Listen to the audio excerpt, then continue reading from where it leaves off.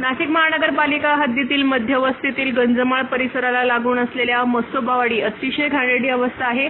या वस्तीमध्ये धापे गच्च भरलेले असून रस्त्यांवर, घरांवर गल्लीच्या दुर्गंधीयुक्त गटारीचे पाणी वाहते आहे। तसेच बँक वॉटर देखील आहे।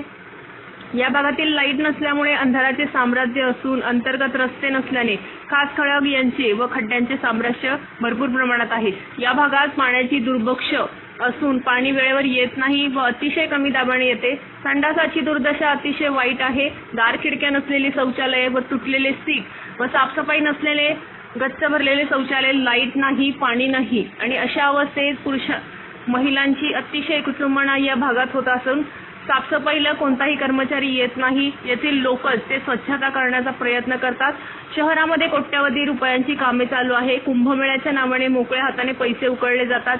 सुधारणा व विकासाच्या नावाने कोटी रुपये सिमेंटमध्ये खर्च होत आहे। पण आजही माझ्या नाशिककर मसोबावाडीतला हागणदारी मुक्त झाला नाही आणि ही स्मार्ट सिटी, स्मार्ट अधिकारी, स्मार्ट ठेकेदार व स्मार्ट लोकप्रतिनिधी यांच्यामुळे ही अवस्था उद्भवली आहे।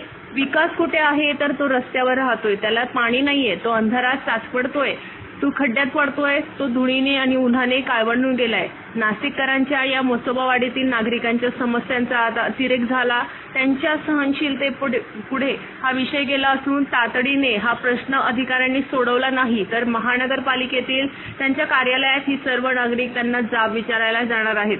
सन्माननीय आयुक्त, सन्माननीय महापौर, सन्माननीय उपमहापौर, सन्माननीय चेअरमन, विकासाच्या गोष्टी खूप झाल्यात।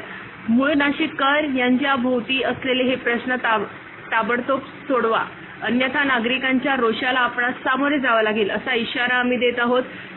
या भावना श्री राजेंद्र बागुल व तेथील नागरिकांनी व्यक्त केल्या आहेत। स्टार न्यूजसाठी मोहसिन पठाण, नाशिक।